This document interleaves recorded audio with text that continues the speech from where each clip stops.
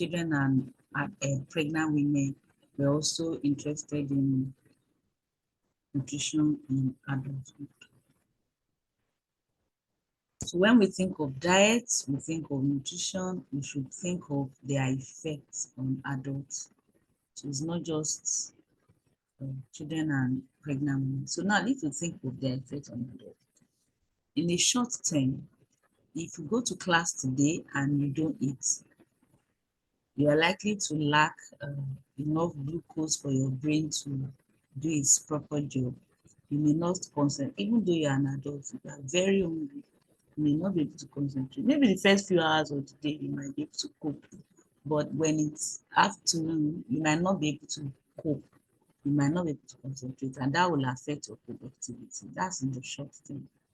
In the long term, nutrition is very important in promoting health, promoting wellness, and prevention and control of diseases. So all of this still related to the fact that some nutrients, when consumed in excess, will lead to diseases. We know that excess carbohydrates will lead to obesity, and obesity is a factor for many non-communicable diseases. We also know that excess of sodium will lead to hypertension,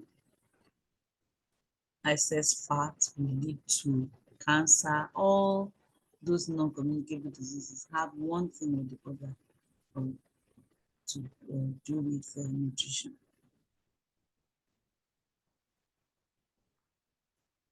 The risk factors for prevalence of nutritional related diseases. So when we discuss how diet is related to these diseases, please always discuss each type of food.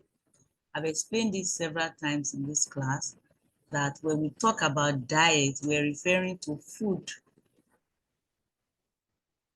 So you must be thinking food. Anytime you hear diet, anytime you are thinking of diseases generally in relation to nutrition, then your mind must go to diet and you must touch all the food groups.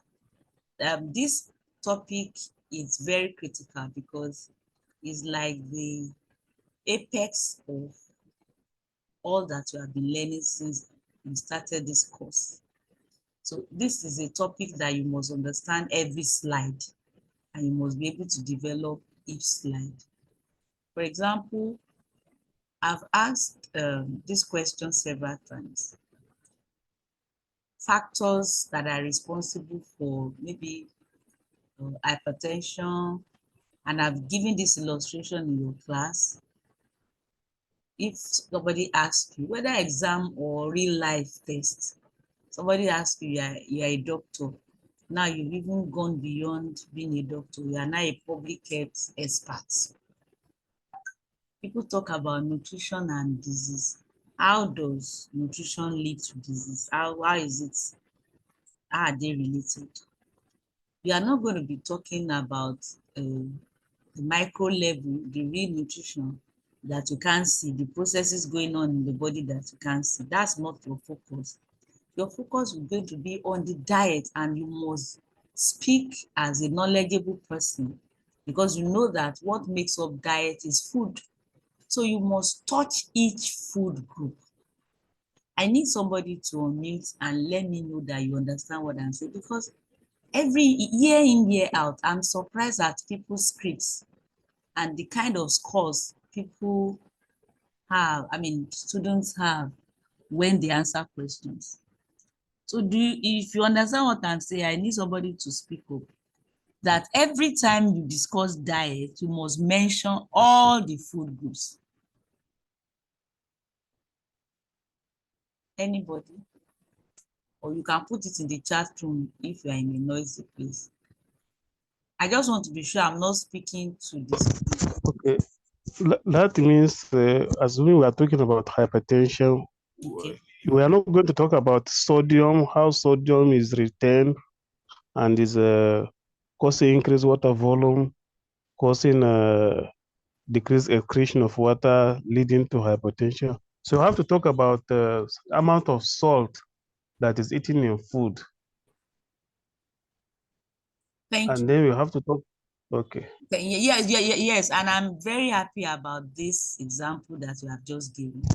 So if we want to talk about how nutrition or how diet leads to hypertension, we all know that that salt is what you knew before coming for this course, right? And you are not going to throw that knowledge away. So under the food groups that I taught you, where are you going to put salt? Well, So we know this, that it's not food group, but I said it that day that, well, it's not a food group, but we have to talk about it because human beings consume it. So under what do we put that?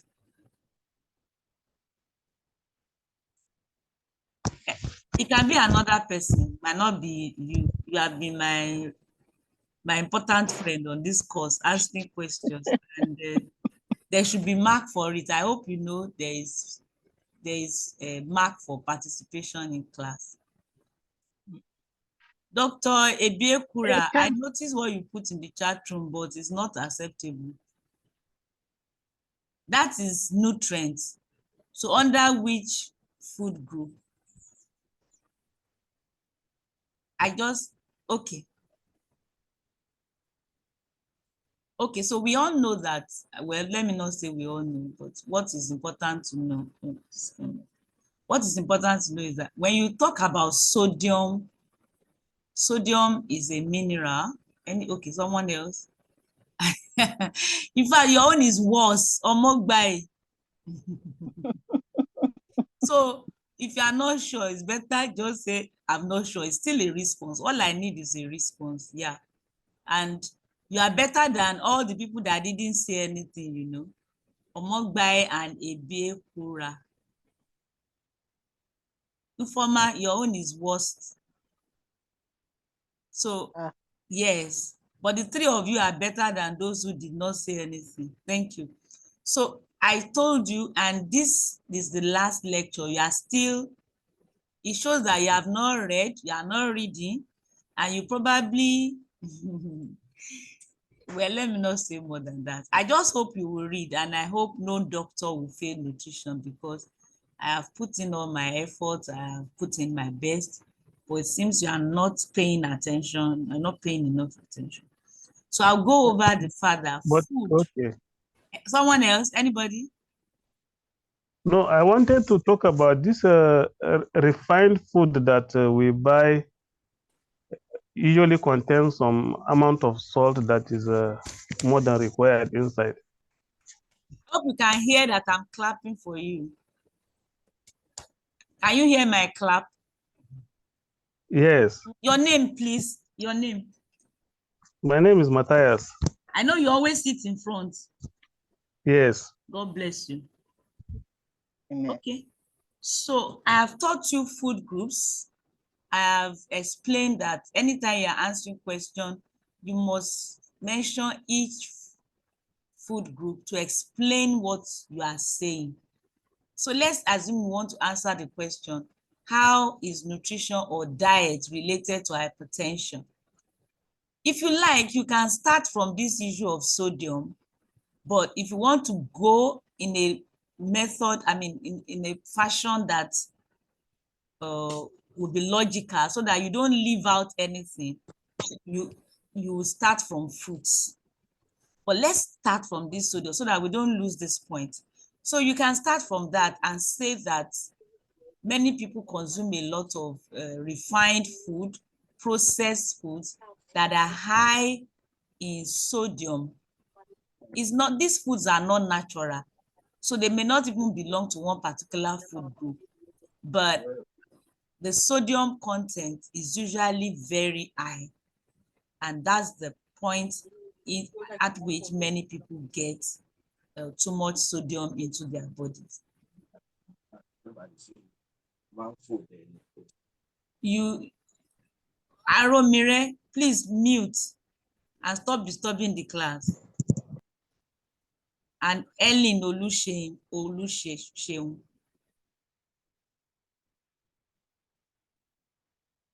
So if you start from there, the examiner will know that you know what you are saying. Refined foods contain a lot of sodium. That's the point. That's the point that somebody in nutrition is interested in. But what Dr. Matthias said earlier on about how the sodium, water retention is not bad if you say it briefly and you don't allow the time to disturb the time you need to explain other food groups. Fine, you can describe it briefly, but your focus, if you are asked for the nutritional factors that are related to hypertension, you will not just pick sodium and be writing 3 pages on the effect of sodium on the body. That question should actually be dietary factors, you know. That's supposed to be the correct. But well, the question can come from anywhere. Some of you are going through this MPH, you may be writing part 1 later. And it might not be Dr. Lanton that will set question for you. It might be another person. And the person may put it as nutritional factor. Well, what is on their mind might be dietary factor. But because you are knowledgeable, because you will answer it well, sodium, you will not just sit on sodium and and then write 4 pages on sodium, which would just be 1 mark out of 10. So you will go to food groups now to describe these dietary factors. And if we start from fruits, then you can be saying that low consumption of fruits and vegetable is a factor.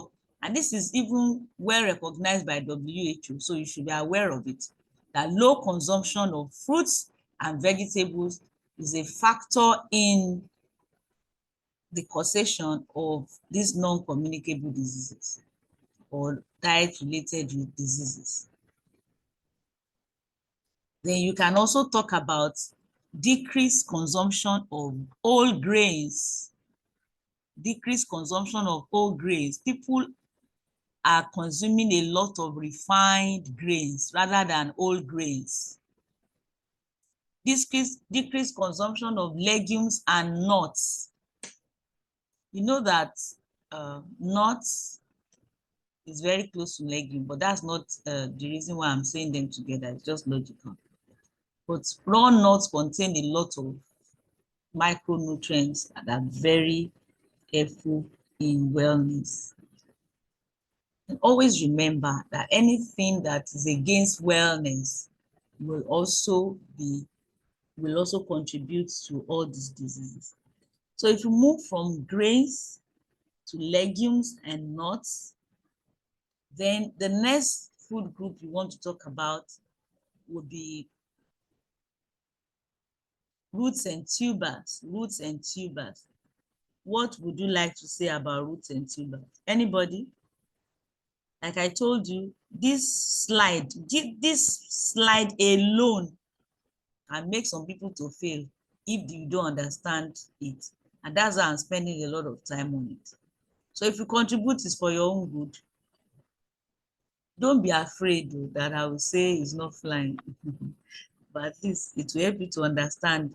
Those people that contributed a while ago, they will always remember that food group or diet or food is not the same as nutrients. So when you are asked where a particular substance belongs to, which food group it belongs to, always remember is not the same as nutrients.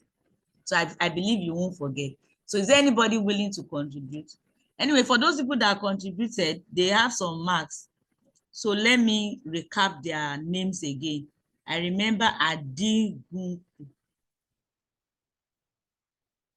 Someone else who contributed, okay, it should be in the chat room so I can get the names from there. So I'm reminding you again in this class that there is mark for contribution, even though this is the last class. You can still end the mark. Your question again. My question is, if you want to go logical and describe the effect of each food group on a disease, if you have talked about fruits, vegetables, whole grains, raw nuts, Which is the next group? Which is the next group? That's the first question. You didn't answer, so I answered by myself. I'm sure many of you are not paying attention. That's the problem. Hello, ma. Yes, sir. And then I need the attendance, please. 31. How many are you in class? Generally, normally.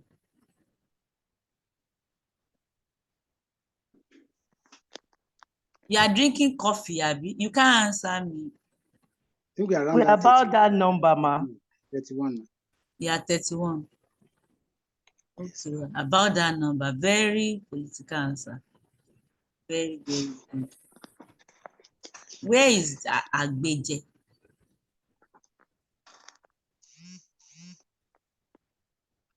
Please, can you take the attendance? If I guess you know how to snap it and get it. Yes, no, I would take the attendance. So I'm still waiting for the response to my question. For your sake, though, Okay, but if ma. you are not interested, I'll move on and I will save my time for better things. Ma, you asked about tubers. Yes, thank you. Excessive consumption of tubers and root foods. Knowing fully well that those they belong to they are rich in calories. They are rich in they are basically carbohydrates. Yeah. And excessive consumption of that also may predispose someone into coming down with diabetes, or basically somebody can come down with diabetes. Okay. So that's, if you compare that to refined grains, which one is worse? I would say refined grains, ma. Thank you. So those are the kind of things that we should be talking about and say them with confidence, having passed through this class. Then what about fats? Increased consumption of fats, especially saturated fat, will contribute to any non-communicable disease. So you see that this thing is very easy. A question might be on diabetes, might be on hypertension. Even if you don't know the specific, we know that sodium is specific for blood pressure now. But even if you don't know the specific, at least you would mention, or you will go with the principles and then you cone down on the specific. So the principle is the excessive carbohydrate from any source at all, or excessive fat, which will in turn cause excessive calories, will lead to obesity. And obesity is a risk factor for, so that's the link. That's the link. So when you hear people say that those who have diabetes should not eat yam, they are not absolutely right.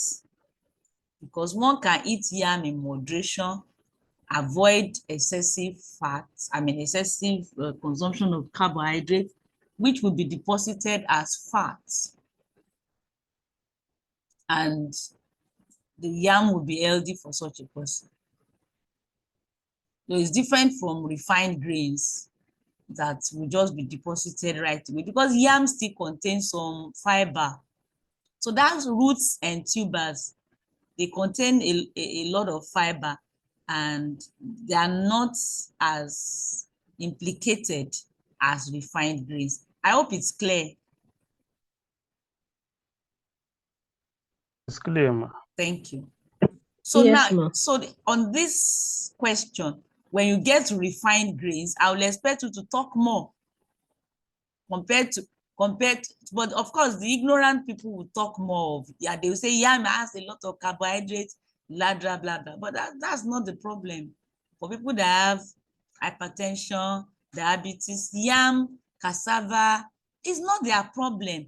And how would you, prove this? If you look back at our statistics, even if you are taking Nigeria alone, going back 100 years ago, 90 years ago, the prevalence of hypertension and diabetes in this country was not like what it is today.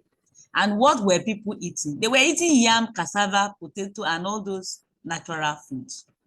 So the problem is refined grains, because in that refined grains, first and foremost, there is little or no fiber.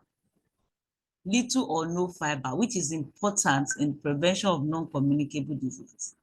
Then there is a lot of added sugar, added margarine. Thank you. And this margarine contains a lot of trans fats, and trans fats is implicated in all these non-communicable diseases. In fact, it can increase LDL. Trans fat will reduce HDL, and trans fat can lead to blockage of blood vessels and cause stroke. Yes, it's as serious as that. Yes. So when people are consuming cake, biscuits, pastries, a lot of things are going on just from refined grains. So that's where you should go to town. A lot of sodium in the process of consuming refined grains. And of course, cancer-causing substances. If your question was on cancer, then this is the place to also mention it. Because the question can be cancer. It's still diet-related diseases. According to statistics, more than 30% of all cancers are related to diet. Then you move on to carbonated soft drinks. Of course, you would mention that this is not a food group, but it's a sweetener. It's full of sweeteners which are implicated in these diseases, and you will explain the mechanism.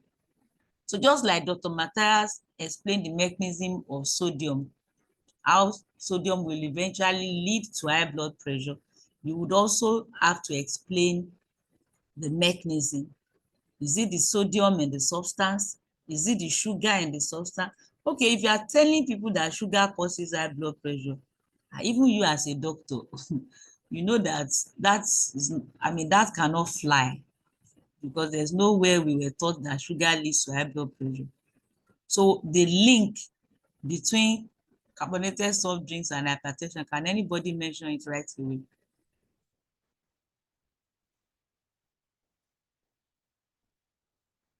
Are you all drinking coffee? You can't talk. Yes. The preservatives in the soft drinks, and then it contains a high concentration of calories that are not useful as the sugars. Okay. So how does the calorie cause high blood pressure? What's the name? It is Oluseun. Oluseun is the name. It will. Surname. Oluseun is the surname. Thank you. Yes, okay, for drinks like Coca-Cola, they have caffeine. And Who is it still Oluseun that is speaking, or another person? No, this is Oladunima. It's too low. We can't hear you. Okay, I said for. Are you far from the laptop or phone or what, or volume problem? Okay, I'm actually on speaker. Okay, say it quickly. Maybe someone else will react it. Okay, ma. So I said for carbonated drinks like Coca-Cola, Pepsi, they have caffeine, and caffeine has a way of increasing blood pressure. Very good. Caffeine, more caffeine, preservatives, high amount of refined sugar that will contribute to calories, that will increase risk of obesity. That's it. Yeah, that's it. So I want to encourage you. Oladuni is my name, ma. It's okay for now. No more unrefined grain. Dr. Oladuni, please, the next question I ask, I will expect you to speak. Thank you. So what I've done for you now is to let you see that one slide is not just one sentence or 6 sentences.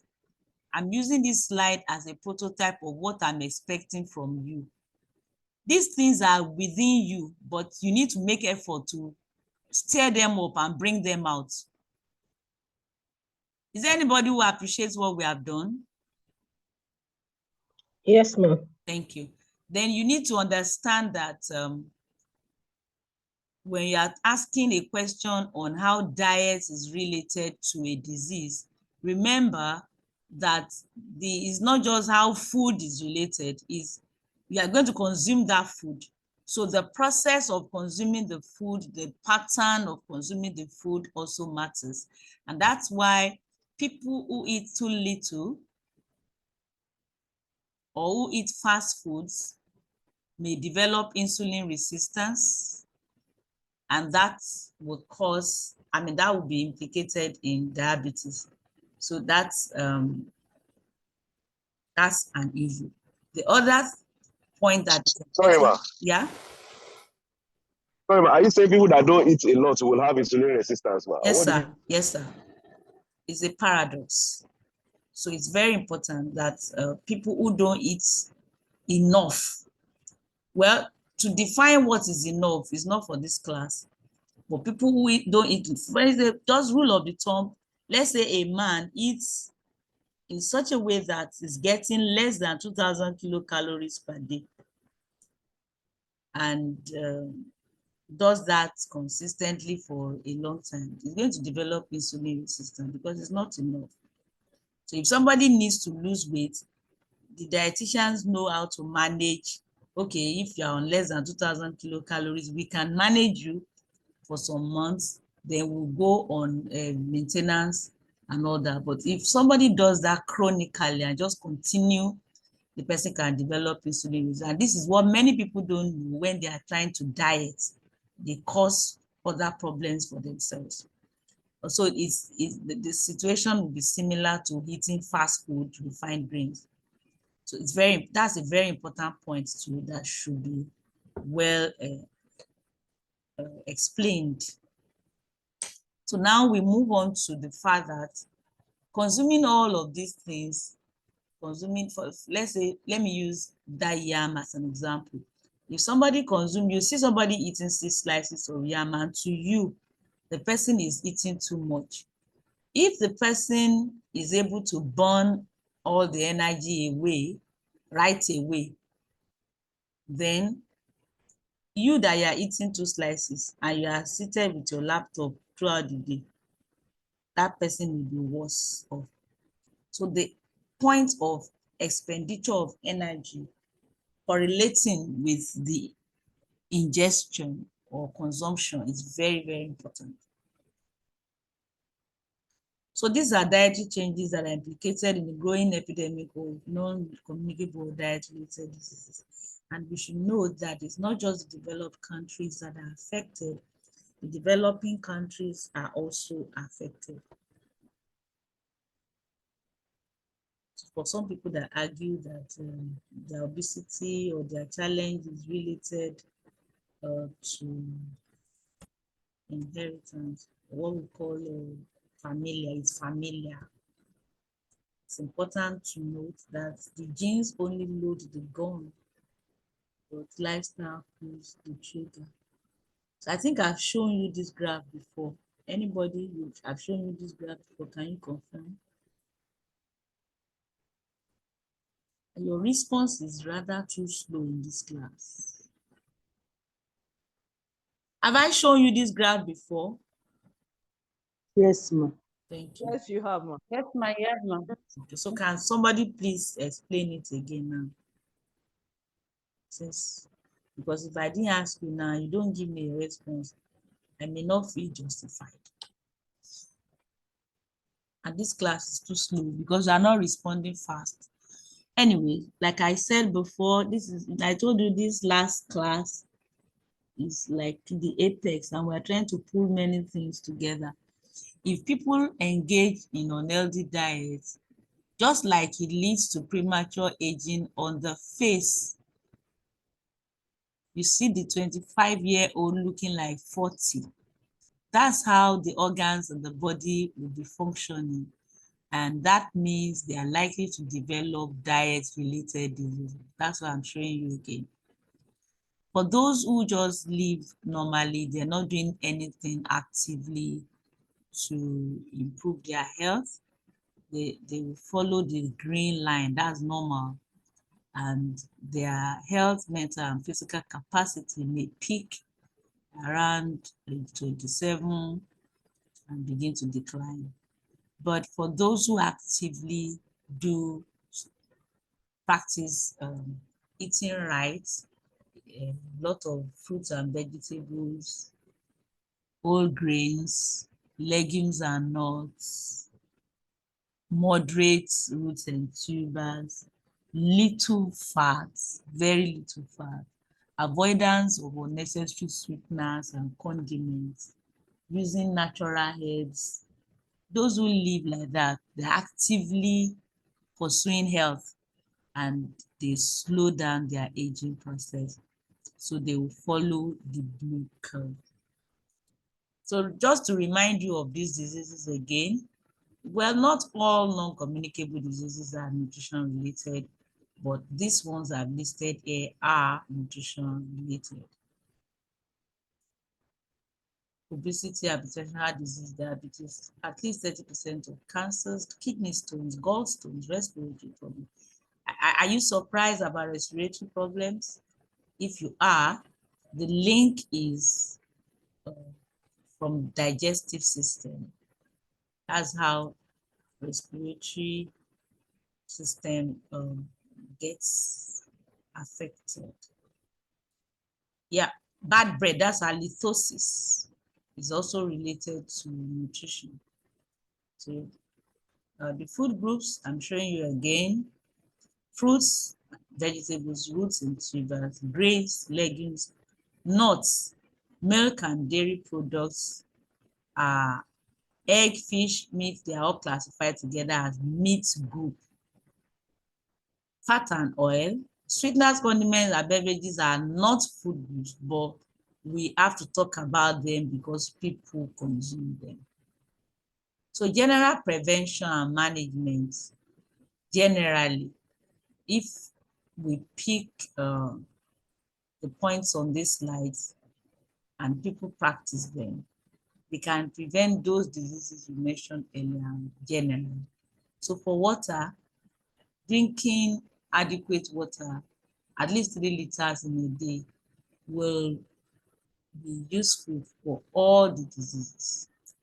Of course, if your question is on kidney stones, then this is where you go to town. Adequate water, very important in prevention of kidney problems. If your question was on kidney stone, another one you will need to emphasize will be legumes and nuts.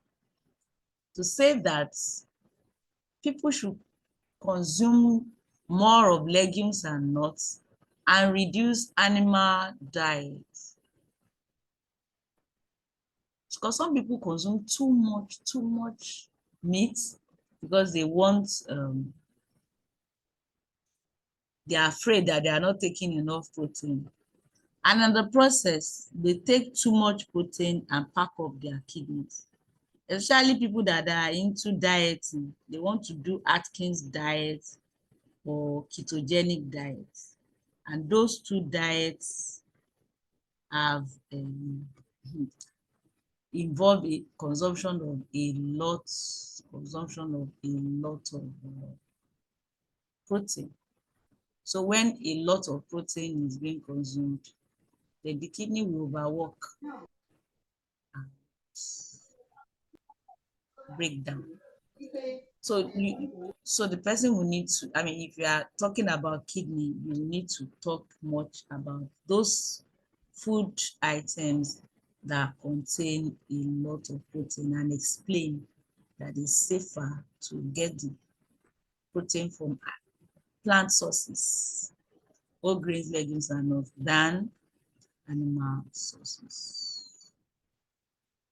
If you are talking about fruits and vegetables, it's important to mention that there are sources, apart from nutrients, there are sources of antioxidants and phytochemicals, and these substances, they're called bioactive substances.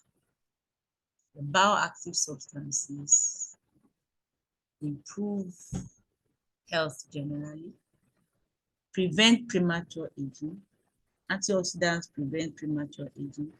Phytochemicals prevent cancer. Skimmed milk is important because the normal whole milk contains too much fats. Of course, I remember the last class when I was mentioning few eggs, some of you were explaining. I'm saying it again, not more than 2 to 3 eggs per week.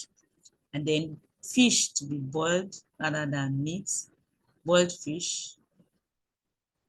So it's not just to say fish. If the fish is fried, it's still not healthy. Plant-based oil, preferable to animal-based oil. So people should not cook with lard or butter. And if they are using palm oil or coconut oil, very little, because there is a substance in palm oil and coconut oil that are similar to saturated fat and tend to behave like that. And we know that saturated fat is implicated in nutrition-related diseases. So I've said it several times that fundamental beverages should be avoided just the way we avoid refined sugar.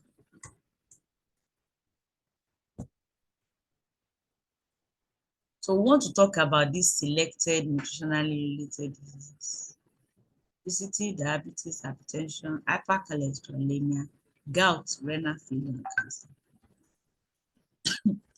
Obesity.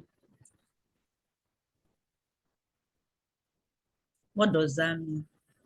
We talked about it last class. It means excess body fat that is associated with health challenges. So whether it has gotten to the range of BMI of 25 to 30 or above, or it is less than 25, maybe it's 24, but it's associated with a disease, then we call it obesity.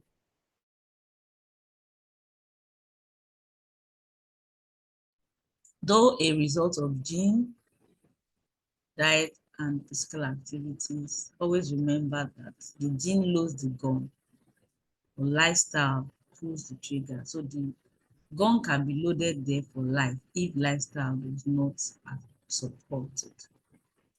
So specifically, we've mentioned the general strategies, but specifically, which of these strategies will be applicable to obesity?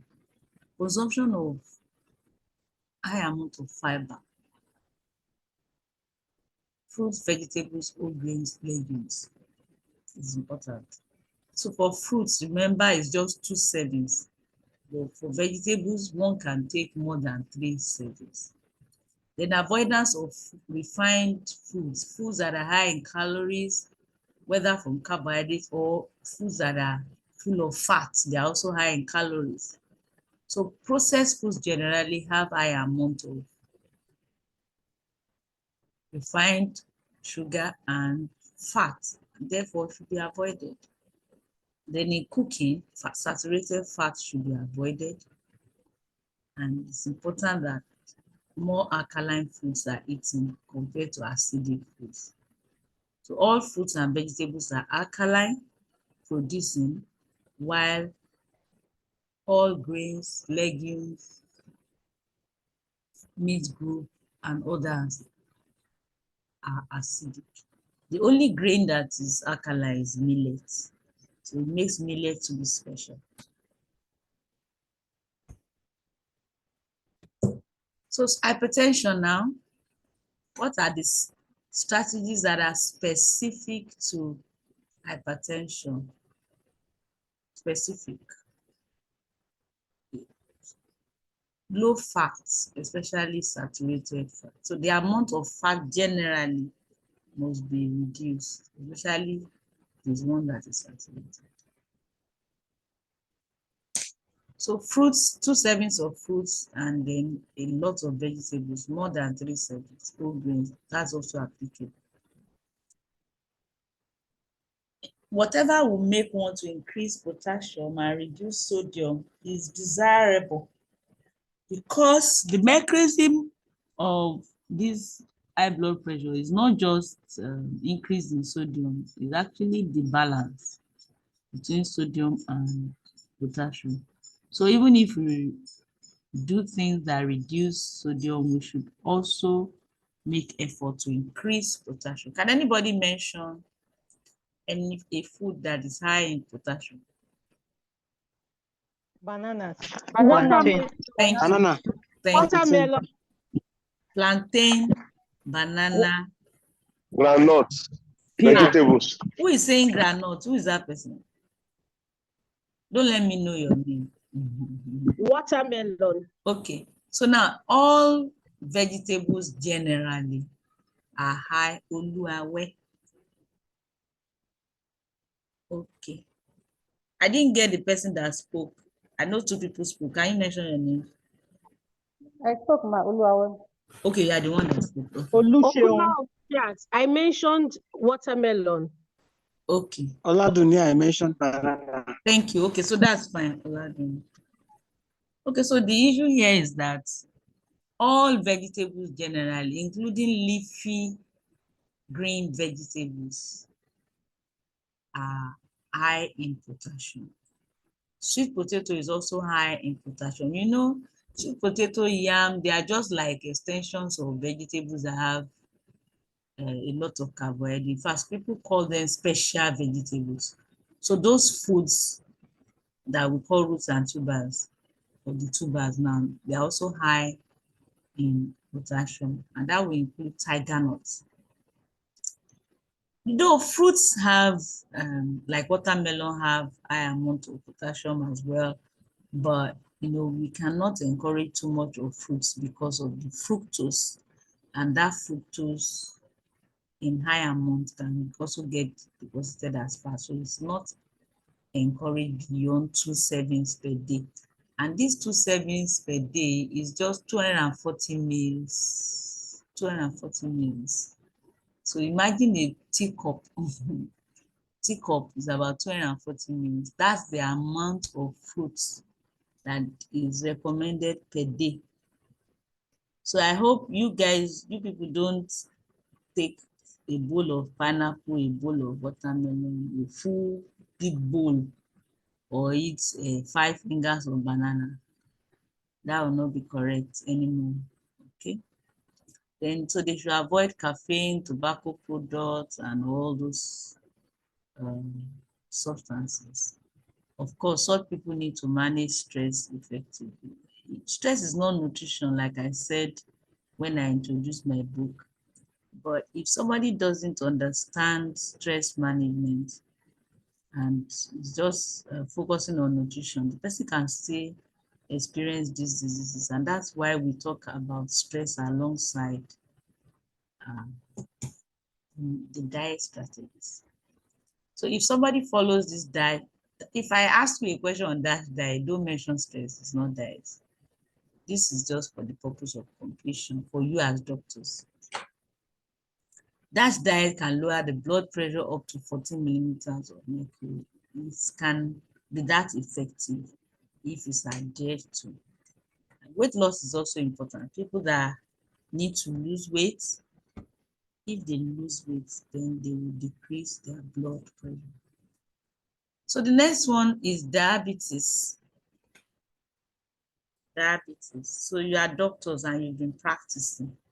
So can somebody unmute and tell us how you think we can limit or manage diabetes with diet? You are free to look at the screen. I just need you to talk. Before you talk, please mention your name, and when somebody is talking, another person should not talk.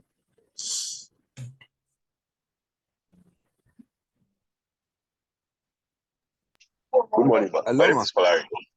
Doctor My name is Folari. Folarin, okay. Yes, my plan of power. Okay, so for diabetes, we try to encourage them to limit their simple sugars and their refined sugars. Very important. The idea is that we want a food that has a low glycemic index, where the sugar rush into their system is not too high. So we want something that will deliver sugar to their system gradually to get more from the sugars and all that. That is one. And then also you advise them to generally, like you said earlier, reduce their amount of carbohydrates and make sure that they have an equal amount of or even more amount of vegetables and their proteins too, more for fish. But what we tell them is that they can eat anything they want. They should not restrict themselves. Like back in the days, excuse me, back in the days where they eat akara in the morning, beans in the afternoon, and then morning at night. They say no, they should not do that. But they can eat anything they want, but it should be controlled.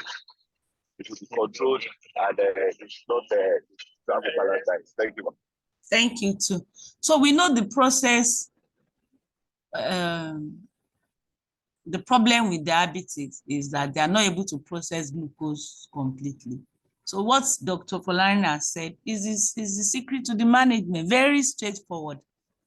Somebody cannot process this simple sugar completely, then you reduce the amount of simple sugar you throw to the system.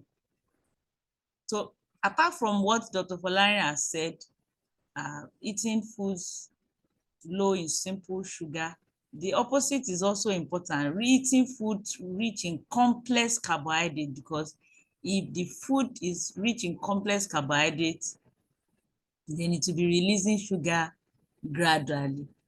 So if we take fruits and vegetables now, so following that principle of let them eat everything, instead of saying, oh, that people that have diabetes can never eat fruits, they can take 1 serving or 2 servings. And if you understand what I've described to you about the serving, a cup, small cup, not the cup you use to drink water, small teacup, that's already 2 servings, and that's what they are allowed. So that's fine. If somebody that has diabetes wants to eat apple, 1 big apple is fine, just 1.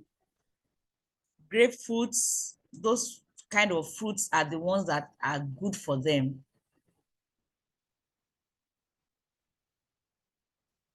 Then vegetables, that's the food that they are free to eat to any level.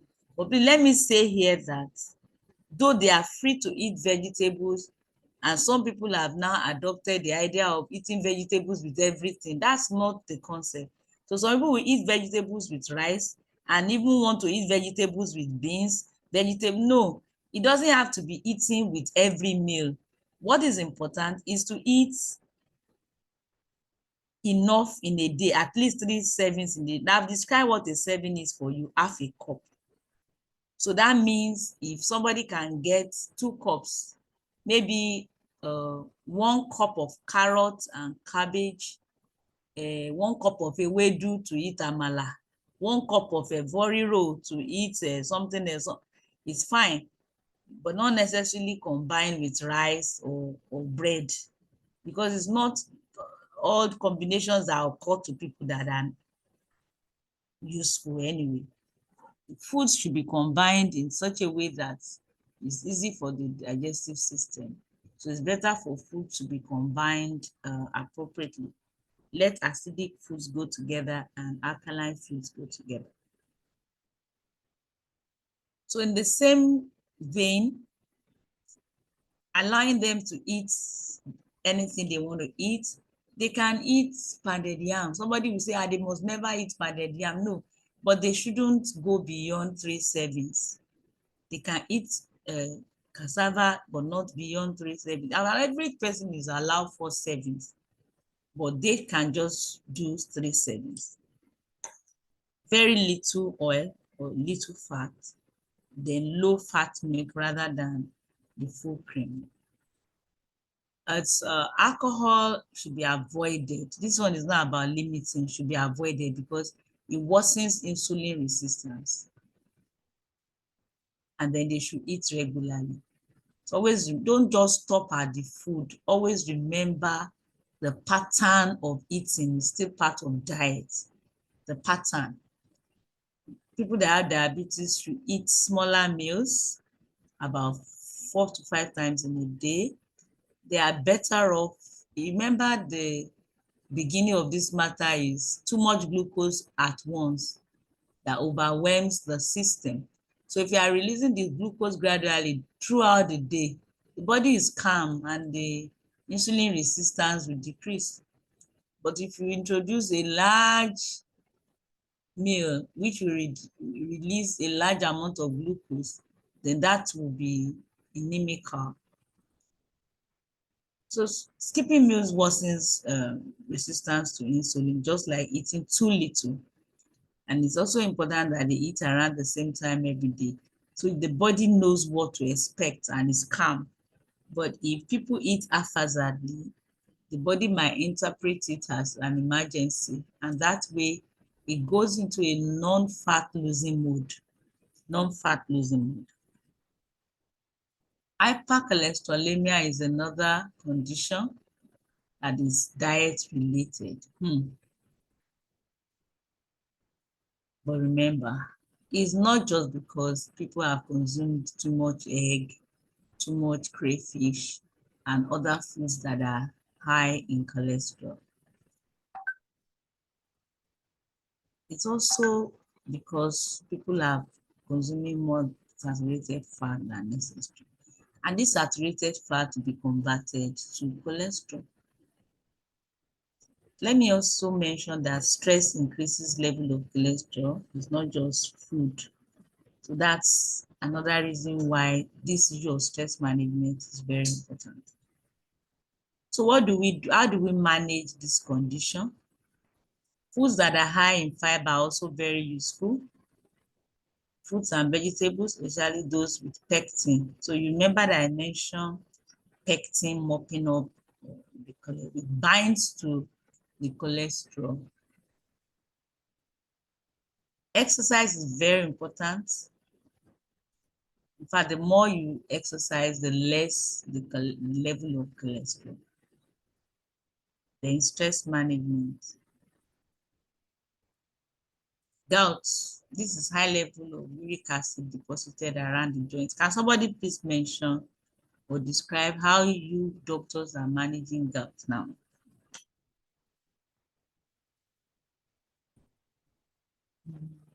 Mention your name and go ahead to contribute.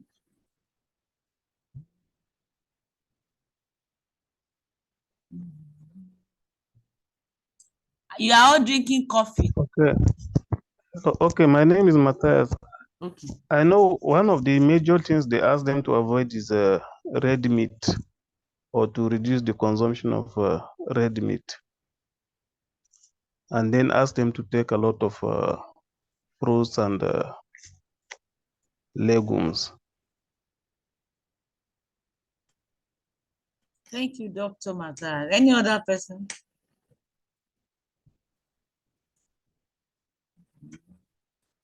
Okay. So Dr. Matthias is a triple star. So we know that what causes gout gout is no longer common like those days. When we were training, it was common, but it has reduced a lot now.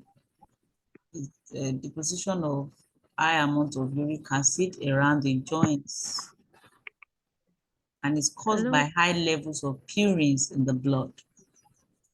So if it's caused by high level of purines, then we need to find out what causes purine, what is releasing the purines. Hello, ma'am. My I'm name is speaking, you can't speak again. Okay.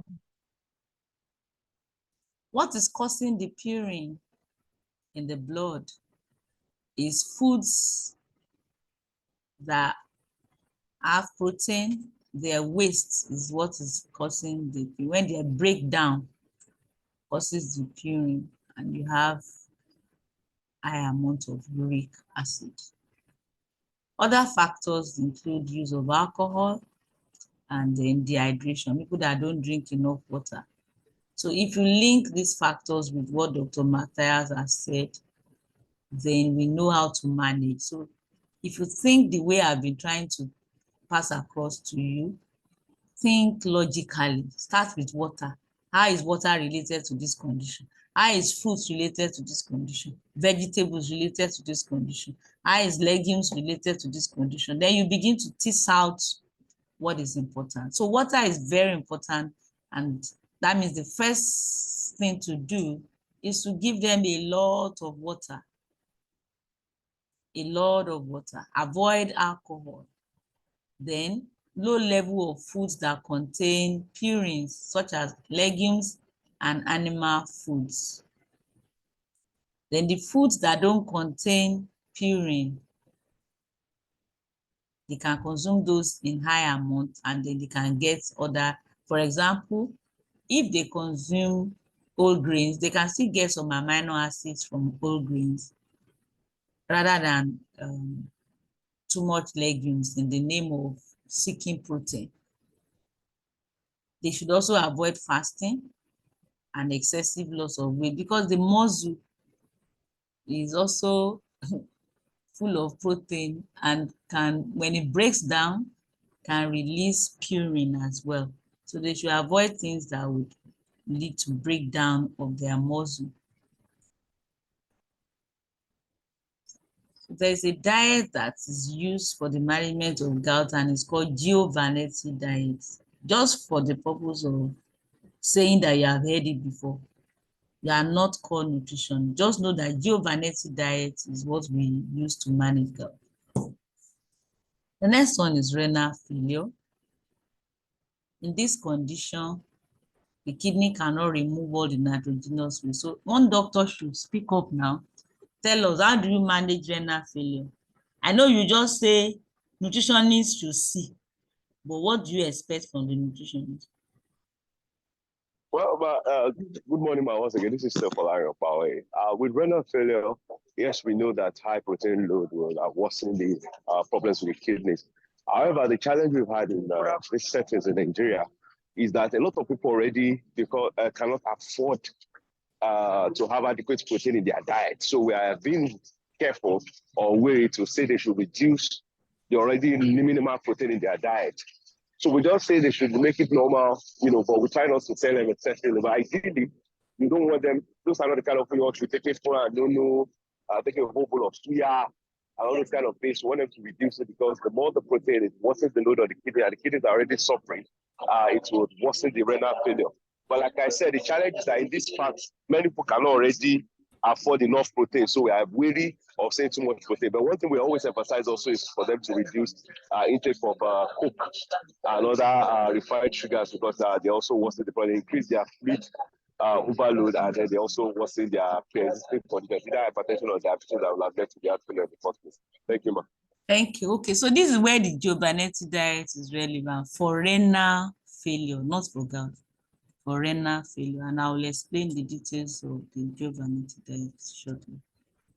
So we don't want too much nitrogenous waste, because the kidney cannot remove all the nitrogenous waste. So we want them to take sufficient amount of protein, but no excess. No, we don't want any excess. So one way to achieve this is to give them more protein from animal origin to supply essential amino acids, and then 30% from the plant origin to limit the non-essential amino acids. So for you to achieve that balance, you need to ask. So generally, a doctor will just refer to nutritionist, but sometimes it's good to find out what exactly is the nutritionist doing, so that your job is also properly done, and it's bringing forth good fruits, the expected outcome. So you can find out, it's not difficult. The nutritionist will prescribe you Giovanetti diet, and that means 70% from animal. It should be just about 28 grams of protein per day, as against 48 to 60. So for an average lady of 60 kg, Remember that the recommended daily allowance of protein is 0.8 per kg. That's the recommended dietary. 0.8 per kg. So if it's a 60 kg lady, it will lead to 48 grams of protein. Instead of giving that 48 grams, we want to give just 28. So if you give one egg and it releases 7 grams, a cup of rice, maybe another 7 grams, a cup of beans, another 7 grams, then what else do you want to add? You don't want it to be from plant origin. So you add maybe one piece of fish, more of animal origin, and then that gives you 28 grams. And maintain the patient on that 28 grams like that. So the point Dr. Palari made earlier is that most Nigerians are already on Giovanetti diet, so we don't need less than that. Or if it's a rich man, very wealthy man that is having the challenge, you can't assume. Some people eat a whole chicken now. Some people eat a whole chicken as a meal without adding any other thing. And over time, they consume too much protein. Since protein is not stored, it has to be excreted, and the kidney has to do the job. So it becomes excessive job for the kidney. Cancer is another condition, and this involves abnormal proliferation of cells. So can someone else please speak up and tell us how you manage cancer?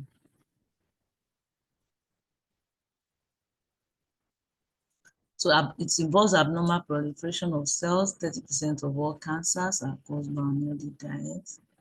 And one of the challenges during this time is difficulty in eating, leading to weight loss. So how do you manage cancer patients?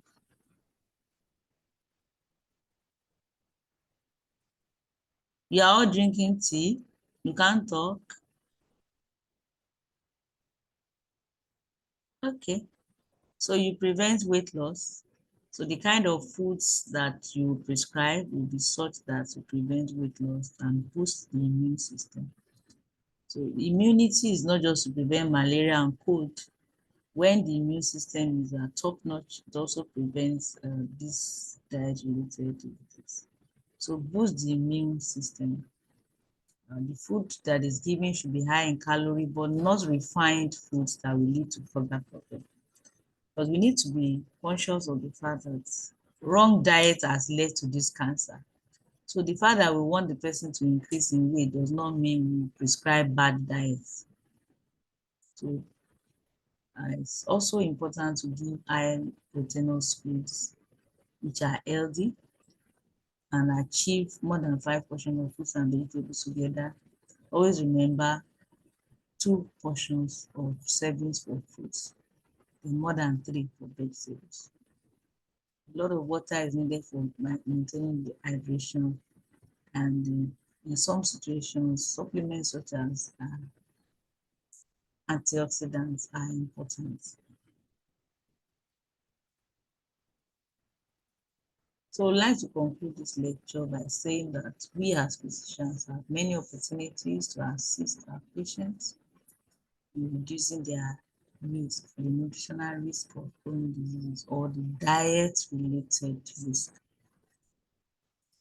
Always start from water, proper hydration, reduction of unhealthy food drinks, and then encourage wide variety of healthy foods, more than 5 servings of fruits and vegetables, all grains, legumes, and nuts. Encourage them to reduce animal foods, get protein from plant origin, avoid pastries and unhealthy food drinks. Balance intake with expenditure of energy and manage stress. Any question? Dr. Andy, I need the attendance now. These 29 people are the people that came to this class. Good morning, ma. Thank you very much for giving us an insight into the world of food and health. I just want to ask one or two questions. One is that based on your own opinion and knowledge, what do you think is the best meal of the day? Some people argue that it's breakfast. Some say it's not. So I don't know, but what's your own view? That's one. Two is that this idea of detoxification that a lot of people do now, especially in the Lekki island area, and they want to do detox and then they mix some funny things together with kale, spinach, asparagus, and all sorts of things. And then they say they are detoxifying, that your body needs to detox. I don't know, man. What's your thoughts on that? Thank you very much. The first question, the best meal of the day.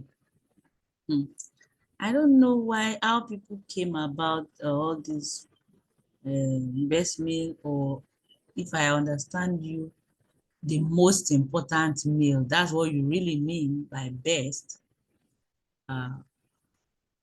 In my own opinion, and from the knowledge I've garnered from medical and nutrition world, is likely to be lunch. But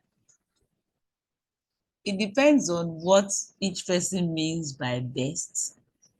Because best might not be most important. Most important for wellness or most important for health, because they are all these terms are all different depending on the level of understanding of each person. For me, as a person, there is no particular food that is the most important food of the day. But just trying to peep into the reasoning of people who talk about most important food and their basis and the consequences of skipping meals, then I can come up to say breakfast is very important. But most important does not necessarily mean heaviest. I hope you are getting all these terms that I'm using. Yes, ma'am. Yeah, because many people, somebody might tell you now, say most important food of the day is breakfast. And the understanding you got from the word most important is heaviest. So some people now go ahead and say, because somebody said breakfast is the most important food, so they interpret that to be eat breakfast as a king, eat lunch as something, eat dinner as a pauper. Somebody coined it from his own understanding. So, but let me now explain what I believe. I believe that people should eat breakfasts because you are even calling it breaking of fast. That means throughout the night, you didn't eat, and that was a good idea not to eat throughout the night because nighttime is for recuperation. So your body was healing in the night while you were sleeping. You were recovering. You were fasting. I don't want to go into the advantage of fasting now. Okay, so your body recuperated, you woke up and you need to refuel. If you see food as fuel, you are likely to interpret all these terms differently compared to people who see food as enjoyment. So if it's fuel, you don't want your car or engine to be without fuel at all. So you put in some fuel in the morning and run with the task of the day. So what kind of food are you putting into that fuel will depend on the state of your health. I mean, what kind of fuel you are putting into the engine. So we are saying that breakfast is important, but I don't want to say it's the best or it's the most important, but it's important. So why is it important? You need to fuel your body and get it running. Now, based on physiology, in the morning, the body needs a lot of fluid for cleansing, and because at that time, the body is not really ready to digest heavy meals, so we give fluids to the body. That's why our forefathers drank pap. They understood this and they complied with the understanding. They were not eating pounded yam in the morning. They would drink pap. And akara is also light. They might not have known there's trans fat in akara. So they would take akara with pap or some with moi with pap They are all light, not too heavy, as long as one doesn't eat too much of it. So that's breakfast. A lot of fluid, taking on time to get enough fuel to start the day and get running. Lunch is the time that the body is ready to digest every meal. So if your understanding of most important is heavy, then it is lunch. So for example, all I've taken today is pap with oat milk. Pap and oat milk, that's all that's my breakfast. So do you want to call that most important? Fine. Is it? But it's not the heavy. It must not be the heaviest. Whatever anybody understand by most important, not the heaviest. So lunch, the body wants to digest, is ready for work, to digest food, to circulate all the nutrients to wherever. And then dinner, depending on where your dinner is. Some people have dinner, some people have supper, all kinds of things. If you are British, you might like supper. Okay, so let's assume that you are just plain Nigerian and you do breakfast, lunch, and dinner. But dinner should not be after 7 p.m. That's what is important. The dinner should be before 7 p.m. Everything that will enter your mouth should enter before 7. And that dinner, if it's taken early, some people have their own dinner by 5 p.m. So they can still afford for it to be heavy. Maybe not too heavy like lunch, but it can still be normal, just normal, average. So for people that say eat dinner like a pauper, what they mean is that it shouldn't be heavy. So if your own understanding of dinner is 7 p.m. or 8 p.m., then it can be light. So paupers will drink garri, right? Paupers will just drink pap, no milk. What else do they eat? Maybe they can eat porridge, no fish, no vegetable, just put red oil and they eat porridge and they are fine. So you can have such meals as dinner, so the body is not struggling to digest one difficult protein or whatever. Have I helped you? Dr. Folarin, are you satisfied with this meal of the day? Yes, ma, you have answered the question in multiple ways. So, well, But that's I not understand really the content of this course, but if you need more on issues around diet, weight control and stuff, anything on nutrition, anything at all from any angle, outside this class, you can follow me on social media or check my website or contact me personally if you need consultation. So let me stop that at that. Because the truth is that we are all different and we all have different schedules. And even individuals may have different schedules at different times. For example, if I have to do public speaking at night, which is my major job, I'm speaking now, is the major thing I do. And if for any reason it's late at night, I think I have a lecture this night around 7. If I don't eat before that lecture and I now want to eat by 8 p.m., then it's going to be packed. I don't really like garri because there's no protein at all in that garri. But pap, if it still has some protein, so it can be pap if it's late. The second question is detoxification. So for you to know whether what they are doing is right or wrong, the question is, what exactly is detoxification? Leave who is doing it and how they are doing it. It just means that the body is removing toxins. Physiologically, when does our bodies remove toxins and how? If a lot of fluid is given to the body, it will get rid of toxins at the early hours of the morning, 4 a.m. to 7 a.m., 3 a.m. to 7 a.m., around that time. So if you cooperate with it and give it a lot of water, a lot of fluid, it just naturally removes the toxins. And detoxification can happen through the digestive system, the excretory, kidney, through all those. In fact, can be through your skin, through your respiratory system. We detoxify in different ways. So what detoxification means, if people want to practice it actively, is more or less like You want to cooperate with your body to remove toxins. People, naturally, God did not design anybody to be doing any special detoxification if we eat correctly. But people know that they are doing the wrong things. I have a client that usually calls me and say he needs supplement. I say, why do you need supplement? I'm selling, I need money, but I don't need money desperately. So I need to know that you are buying the right thing. He will say he's been smoking. I don't know if he drinks, and he believes that there are toxins in his body. That's why he needs detoxification. So these people, you may not know what they do, why they need it more actively.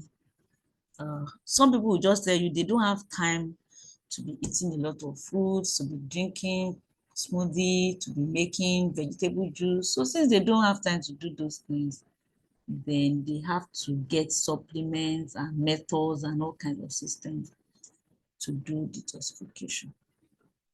So if it's natural, there are some gentle supplements that are natural. They just work with the natural system. Take them in the morning with a lot of water. And it can do the detoxification, and it's not a bad idea.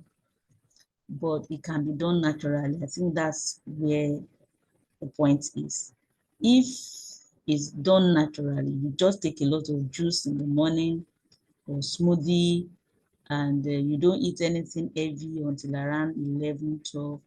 You are just cooperating with your system, with the way your body should work normally, and you're not doing anything special. That's what everybody should do. But everybody is doing the wrong thing. So people doing the right thing now look like they are doing something special. Even by eating fruits, just eating fruits, you're not even blending, you're not grinding, you're not doing anything. Just eating fruits in the morning before your main meal, and you drink a lot of water, you will detoxify. The fiber from the fruits would also help you detoxify your digestive system, not just the fluid and not just the bioactive substances. All of them work together to detoxify the body. Exercise is also important in detoxification. Just doing exercise, drinking a lot of water, you will sweat, you will exhale from your respiratory system, you exhale some toxins. So detoxification is a whole topic, I hope I've helped you. Thank you, Thank you very much. Okay. So Thank you, madam. can we call it a day? Are you all happy? Can we call it a day? Yes, we are happy, very happy. Okay. So please, I want to plead with you. Go through your notes. Nutrition sounds very simple when we're in class, but I hate to see doctors fail, because what it is. Nobody can reduce the standard. Please read and listen to the videos. You can access many videos from my website, from my YouTube channel. Just as if you are playing, you are walking, you are in the loo, you are on the road, you are driving. Just listen to the video. They are not perfect. That's the truth. Like today now, I mentioned Giovanetti diet under the wrong place. Maybe I was too eager to tell you the diet, because the issue of protein was similar. So they are not perfect, but what you need, you will get from them. I wish you well. Have a great day. Bye. Thank you, ma'am. Thank you. You're welcome. Thank you, ma'am. Thank you, ma'am. Welcome. Welcome.